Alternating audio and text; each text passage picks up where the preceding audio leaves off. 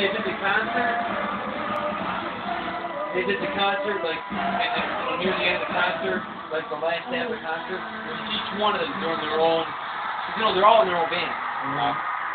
So Fergie came out and she did a Fergie song. And the other guy did his song, and will.i.am came out and did his DJing bit. And when he came out and did his DJing bit, they put him on this stage where he's got all his DJ equipment, and they floated him up in the air like 20 feet, and they brought down a big, huge disco globe, and the whole freaking stadium in Buffalo turned into a dance floor. Like, everybody was dancing. It was really cool. He was DJing.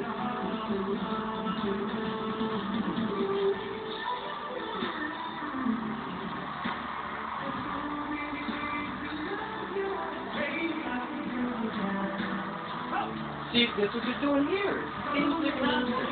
That's his music from his band. See, there's no Fergie, there's no will.i.am, you're off to the side, see? Now Fergie's gonna do a Fergie song after this, I bet.